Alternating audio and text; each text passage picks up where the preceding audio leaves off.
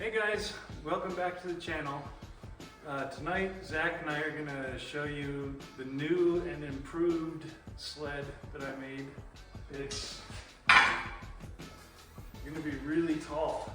These are 2 feet long.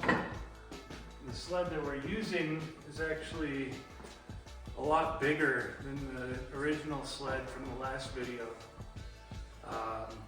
This is gonna be the Jet Sled XL, which is a little over 60 inches long, a little over 30 inches wide, and it's 12 inches deep. So it's a significant upgrade. So yeah, we'll go through everything and let you know what all is what. We got 75-inch skis. It's very long. Got a brand new tent after we lost our old one. Yeah. Thankfully got it back. Thank God for nice people on Facebook. Yeah. Always Thank looking God out for Facebook and people. always looking out for their fellow angler. Barely fits in the back of the truck actually. Yeah, that's the one bad thing about the tent. It's so long when it's compact that it doesn't fit anywhere. So we've also custom made some floor panels to go inside the tent. We're gonna have another video on yeah, the tent and its whole setup.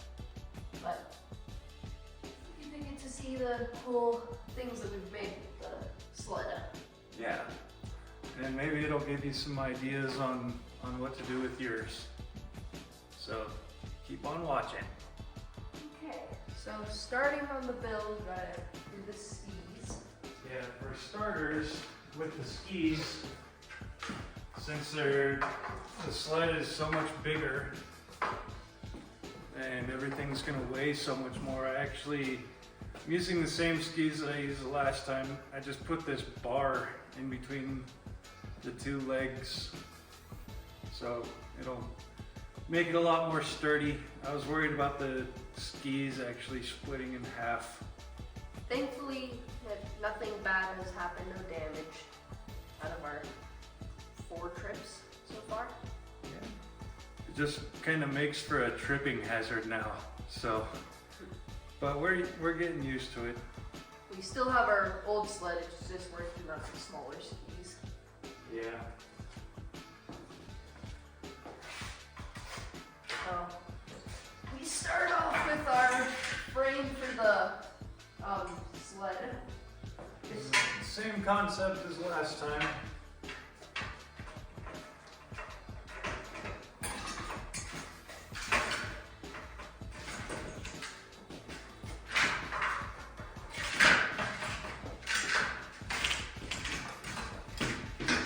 The tent actually barely fits, well, it doesn't even really fit on our frame for it.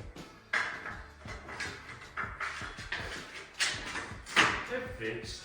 Just, yeah, it comes out of the sides a little bit more than it should.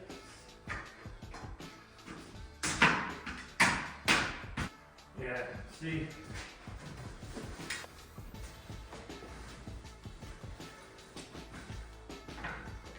It's kind of big. Now we've got our bungee cords, just normal bungee cords Yeah. that just have their own little area to go in on here. They're very, like, bendable, flexible. This is 31 pieces of floor. Like, Where would you put 31 pieces of floor in just a regular sled, along with all your other stuff? Watch this.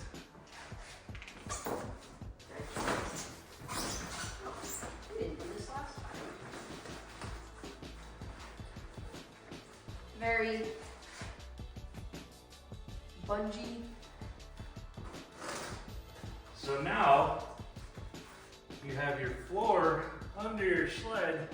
Also, with the sled, I kind of customized the bottom of it in case any of you are wondering how I did the first sled. I actually took a heat gun to where the bars go so it won't slide forward. Also for this sled, for the jaw jackers, I just used really long bolts that hold the rods. And then these are just pieces of bungee cord. So, and obviously there's room for 4 more jaw jackers. This is pretty much a party sled. Definitely meant for lots of stuff. So, I mean, perfect for ice camping. With the ratchet straps, we changed the hooks out for carabiners. That way, if it gets too windy, I mean, you carabine the anchors and it's not gonna fall off by chance. So, but yeah, it's nice and convenient. Just We went with the same design as last time for the rods. PVC pipes. same design, only the PVC pipes are a lot bigger this time. So, I mean, it's not gonna be a snug fit, which is good. You're not gonna be tearing the butt of your rod. I even cut the holes that the PVC pipes fit into. Yeah, Zach did a really good job too. See? Definitely no after cutting from somebody else. None at all. And then turn your eyes. We also have a metal frame that goes around. It just makes it a lot sturdier with the ice anchors. I did the same thing as I did the last time. That way, I mean, if you don't have to go through the pouch to get your anchors, because the pouch is probably buried under a whole bunch of stuff. Then we got our rod holders, and obviously this, the best thing about these. Nobody likes doing this by hand. Guaranteed that's gonna suck. So now for the shovel, instead of just cutting out a little area like the old sled, since it's so deep, we were able to do bungee cords instead of cutting it out. It's a nice, convenient place to store your shovel. The bungee cords have probably been the most important thing so far. We would not have this much storage if we did not have these bungee cords. Probably not. Right here goes the TVs. 2 TVs now. Yep, we have 2 27-inch monitors that get strapped right into here. So now Zach and I are gonna show you how everything fits in the sled. All right. Okay, let's. All right, so we'll just load this sled onto the frame. Super lightweight with nothing inside of it. So light that he was able to do it all by himself. Well, he's very strong, but when I get too cold. With molding the sled the way that I did with the heat gun, it actually makes it so that it won't go forward at all. And then we have our bungee cords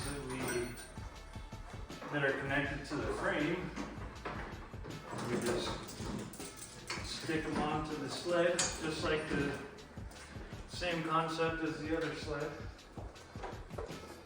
Also, this is a very, very convenient little trick. 27-inch monitor. All I did was I took this aluminum, it was a straight piece of aluminum, I bent it a few times and then drilled a couple holes for some bungee cords. And what you do is you just stick this on the corner of your tent, like that, and now you have a mount. So, I mean, it doesn't have to be anything elaborate. This works perfectly fine. Like we mentioned, it just has its own little snug little place to fit in. Put it together. Just like that.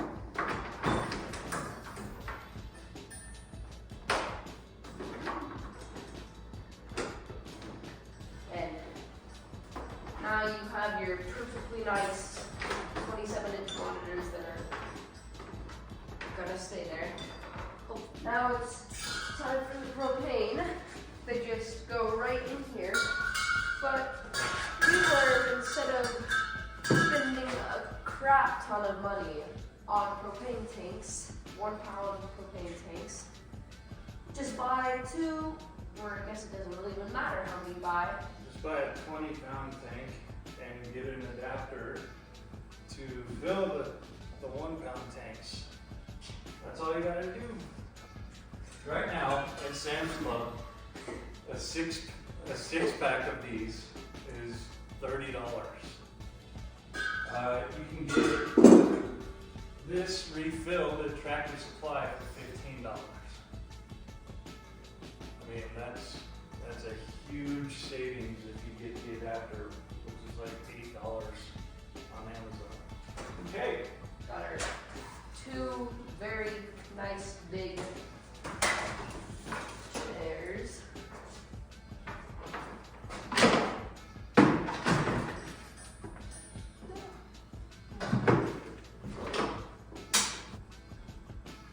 Right. Nice and secure. Now your chairs will never go anywhere. For the last remaining spot for the bungee cords, we got our tables. These things are pretty awesome too. So how this works is it's nice and compact. You just fold out the table and there you go. They just go right here. Alright. Now we got our chisel. This isn't really needed in this time, but it's better safe than sorry.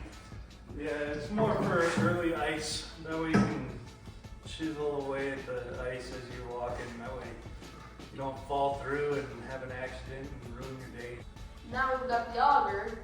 Basically the same setup like last time. Just fits snug. Basically the exact, not even basically, the exact same spot on the last sled. Also, with this being as high as it is, it makes loading and unloading onto the truck is so easy. That's kind of what I was thinking for making it as high as it is. Also, it's actually easier to push it than it is to pull it. Yeah. So we do a lot of pushing, and we're able to do that a lot easier with it being so high up, because before it was like Yeah. Very backbreaking. that's extremely convenient and very, very helpful on the back.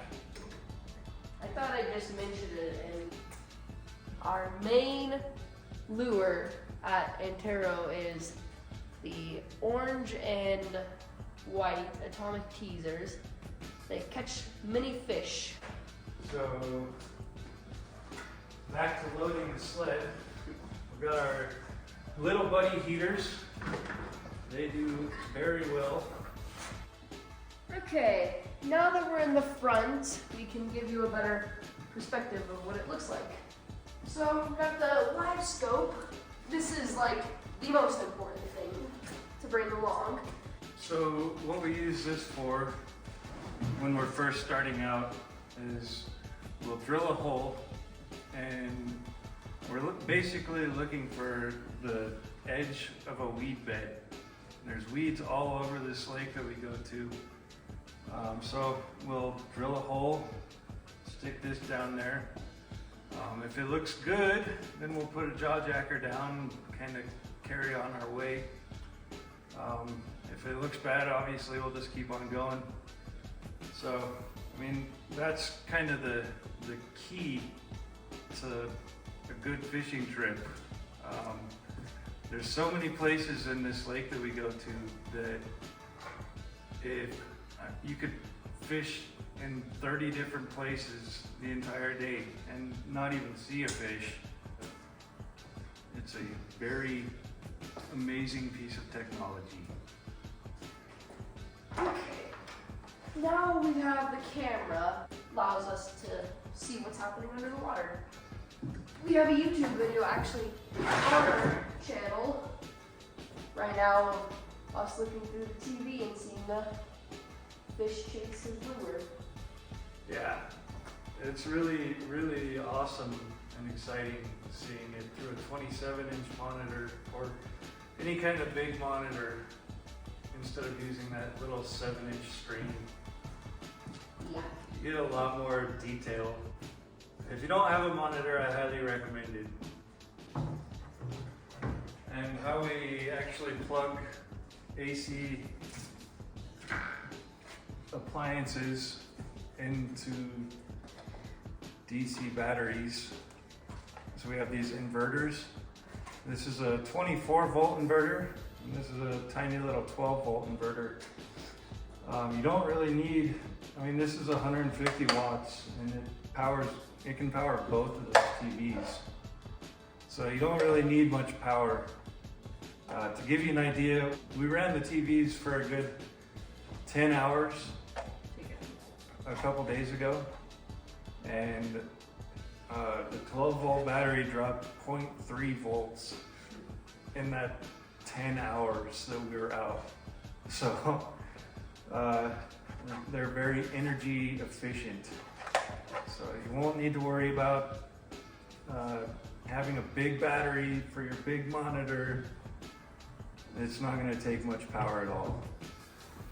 So for one of the TVs, we have the camera hooked up to it. For the other TV, we have our NVIDIA Shield hooked up to it that we can use a mobile hotspot and just get Netflix or Amazon Prime.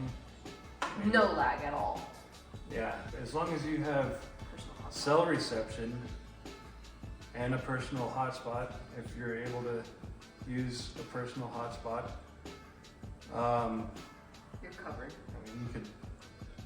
This is perfect for camping or Anything. just really. like what we used it for. Just a day out on the lake, ice fishing and watching Edge of Tomorrow. For the camera, this is a tripod that just it's got a remote that turns your camera around so you can find your lure, see what else is around you. This right. We usually have about 300 pounds of snacks in here. Gotta have the snacks. Especially because whenever I get bored, I eat. He gets super duper bored hungry and he will not stop eating. It's impossible for him to stop eating Well, besides fishing, anywhere else. and fishing in general. So anyways, guys, I think that's about it for this build. Let me know what you think. Please. It took a while to build it, actually. It took us a little while because we wanted to make sure that everything was dialed in and exactly how we wanted it. I think my favorite part about this build is the underneath the sled. Yeah, that'd have to be mine too. But Picture it in your mind, 31 foam tiles above here. What would that look like carrying that around on the ice? You'd Oh, have your foam tiles blowing away and life would not be fun. yeah, I mean, that under sled storage is pretty awesome. But make sure to like and subscribe this video, and there will be plenty more to come. Hope you guys have a good day or night or wherever it is that you guys are watching this. And we'll see you in the next video. Have a good one.